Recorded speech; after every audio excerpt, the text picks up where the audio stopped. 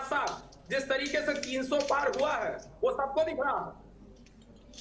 ठीक है संजीव जी, आपकी प्रतिक्रिया लेना चाहूंगी। हाँ देखिए, मैं ये कहना चाहता हूँ, अविरल जी जिस तरीके से टीवी पर बैठ करके झूठ बोलने का काम बड़ी सफाई से करने की कोशिश करते हैं, बट बोल नहीं पा रहे हैं।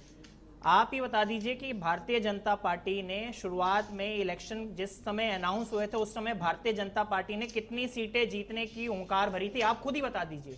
अगर आप ये कहते हैं कि 400 सीटें जीतने के लिए एनडीए अलायंस ने बात करी थी, तो भारतीय जनता पार्टी ने कितनी सीटें जीतने के लिए बोला था, आप अपने मुख से खुद ही बता दीजिए। अब जब आपकी 400 सीटें पूरी नहीं हुई तो अब आप इन्हीं बातों पे संतोष कर रहे हैं कि जितना हमें मिला उतने में ही हम खुश हैं।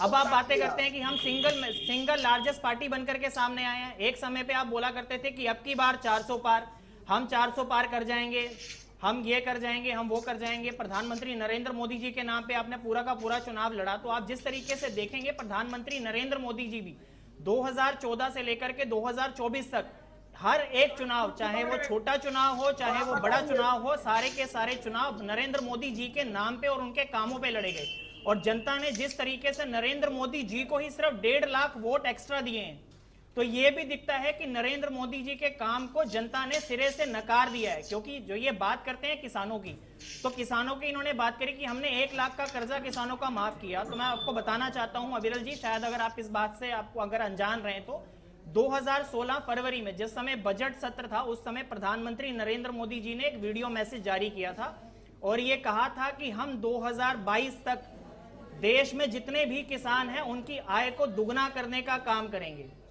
2022 के अंदर नेशनल सैंपल सर्वे ऑर्गेनाइजेशन का जो डाटा है वो ही आपकी सरकार की तरफ से जारी नहीं किया जाता। जो आप बात करते हैं कि हमने किसानों को सम्मान निधि दी, 55% हमारे देश के अंदर अभी भी वो किसान हैं जो आपकी किसान निधि से वंचित हैं। तो किसानों के बारे में बात आप ना ही करें तो वो ज्यादा बेहतर है। क्योंकि अगर आपने किसानों के बारे में अगर कुछ भी सोचा होता, तो कोरोना के दौरान जिस समय किसान दिल्ली के बॉर्डर पे आकर के बैठे थे, उस समय आपको किसानों की फिक्र होनी चाहिए थी। जब 100 से ज्यादा किसानों ने शहादत दी, तब जाकर के आपकी पार्टी की नींद जागी और आपने उन काले कानूनों को वापस लिया।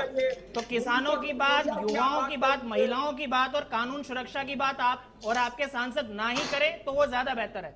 जिस तरीके से आपके सांसद बृजभूषण शरण जी ने महिलाओं का यौन शोषण किया, एक पोस्को केस उनके खिलाफ रजिस्टर हुआ और भारतीय जनता पार्टी के सारे नेता टीवी चैनलों पर बैठ करके उनके बचाव के अंदर निकल जाते थे कि इन्वेस्टिगेशन पूरी होने दीजिए। पोस्को केस के अंदर जब एक एफआईआर दर्ज होती है तो पुलिस पहले गिरफ्तार करती है, बाद में इन्वेस्टिगेशन करती है। बट भारतीय जनता पार्टी ने हर तरीके का जन बल धन हर चीज का प्रयोग किया